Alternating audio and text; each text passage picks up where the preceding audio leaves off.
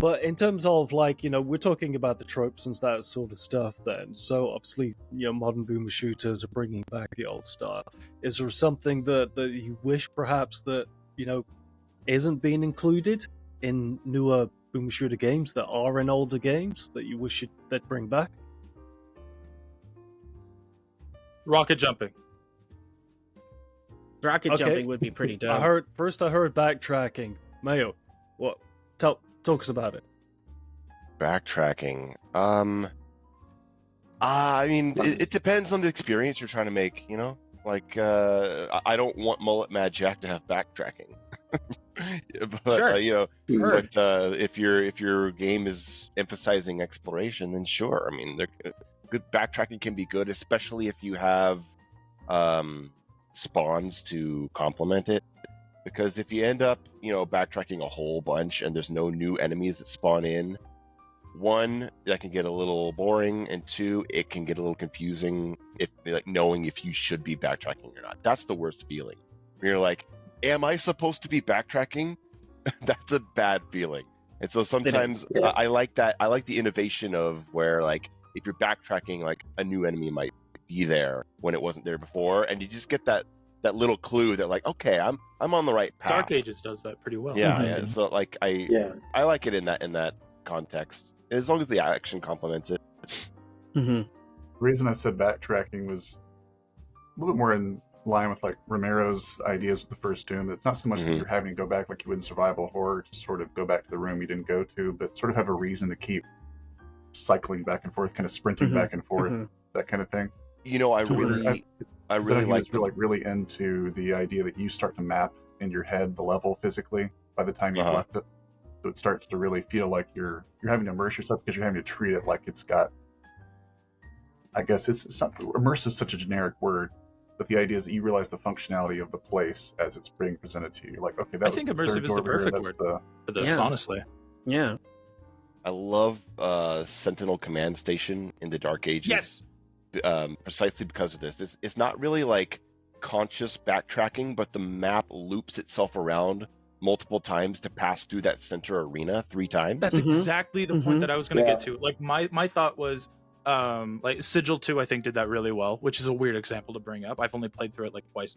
But then it went into, like, how this is a weird one, how Dark Souls handles shortcuts, looping you back into the bonfires.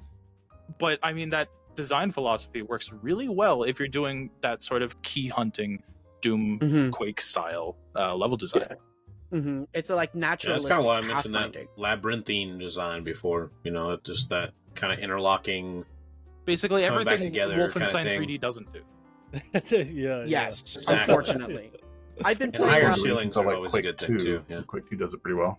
Yeah, I've been playing a lot of the Heretic remaster over the last few days, and one of the second map, E1, M2, and Heretic, does this great bit where you land in this kind of central area. You see yellow key door, green key door, and then a regular door. You go through the regular door, find the yellow key, go through the yellow key door. As you go through the yellow key door, there's a blue key door right there, so you have to find a blue key as well. Go find the green key. It naturally loops all the way back into the center, dumps you out right next to the green key door.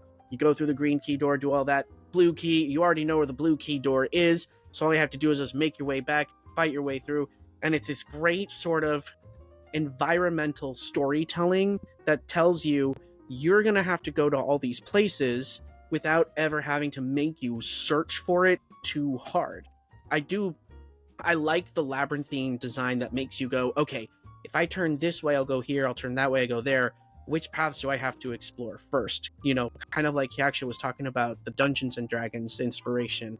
And I like that a lot. But also, like what Mayo was saying, like, I don't want to get that from Mullet Mad Jack. I don't necessarily want to see that in, like, Ultra Kill or even in the new Dooms necessarily. But, like, if you're creating environments that can tell that sort of, like, visual directions without having to hold you by the hand, that's something that I think we could 100% benefit more from.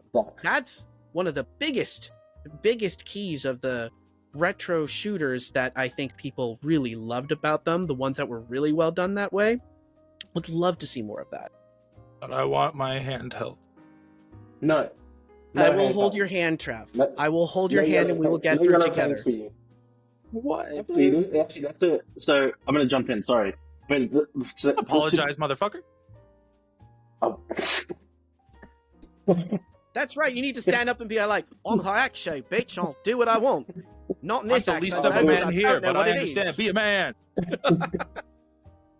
What Ruby was saying with the with all the looping and everything like that, let us find it out. That's exactly what I wrote down. Is kind of so like a lot of today's. I was thinking about Doom and like Eternal and Dark Ages. Dark Ages does a little bit better, but what I really liked about Doom Eternal, what I liked about a lot of the older games, Dusk, for example, does this really well, where it kind of just lets you go and figure shit out on your own.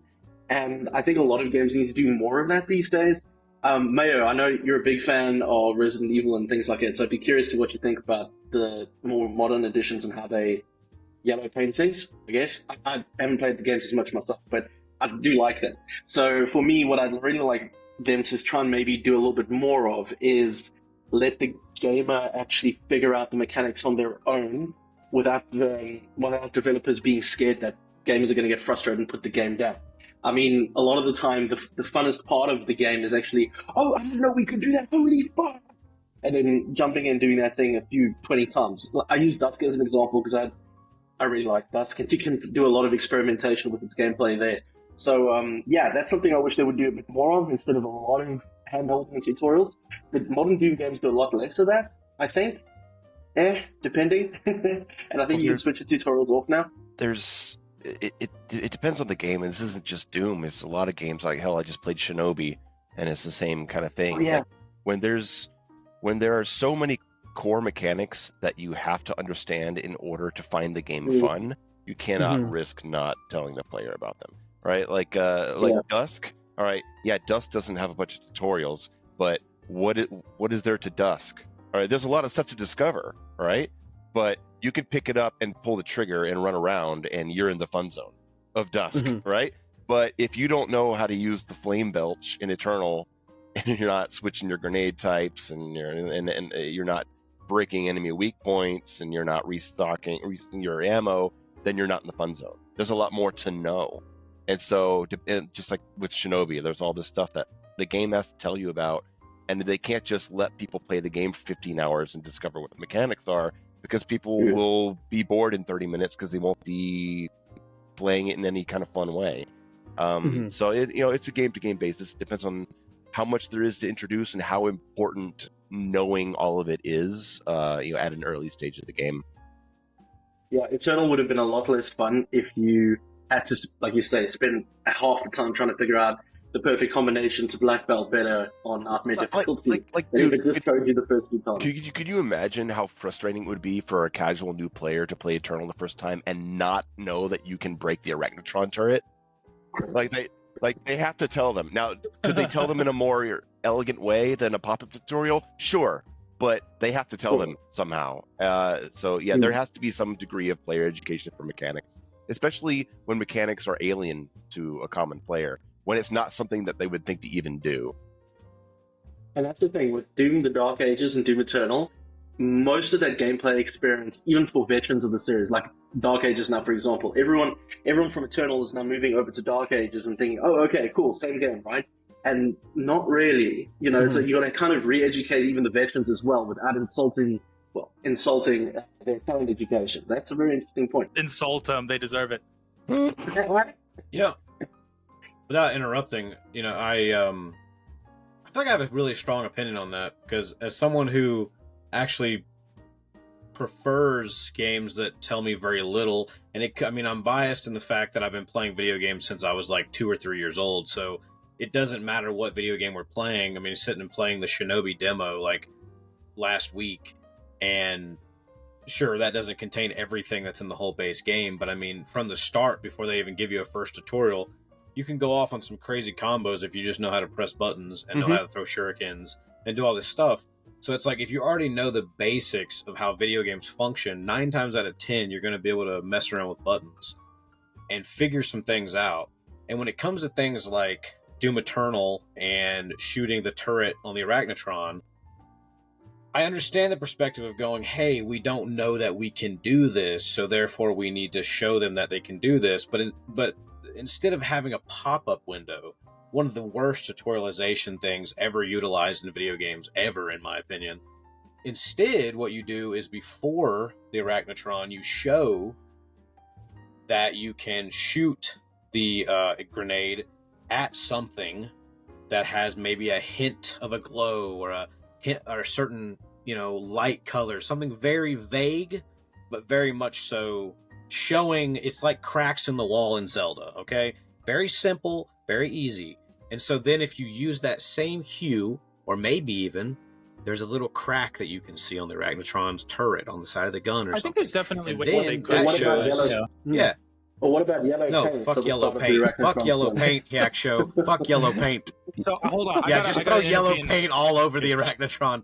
I'll talk Nah. about the Nah. Doom 3 shot or the Doom 3 super shotgun because that thing still one-shots archviles, and I thought that was lame as hell. Really? You can one-shot an archvile with that thing? Yeah, you get point blank with an SSG and the Doom 3 expansions, and it will one-shot an Archie. Yeah, And but honestly, on God, I feel like that's what an SSG should do. Like, No, Yeah, it's yeah. an archvile. No, What? I don't fucking. It's No, supposed to that take thing is at two least, fucking barrels at of nothing least but 4. No, Trav. Could Come on. you take I want to 4 feel shotguns to the overpowered, face? but just No, of increase course the it's speed good. of the reload time on that thing. Like, Of it course will it's just gonna gank take. anything, but then you're like, motherfucker, and then you're like circle strafing and trying But not to get then hit. what is the big boy that we are supposed to be afraid of? You can What shoot is the the big nuts boy? off the bloody. You. what's Because the it thing called? that makes me feel Cyber so damn demon. overpowered is learning how to overcome the big boy. Fine. Okay, so yeah, burning Fine. questions round.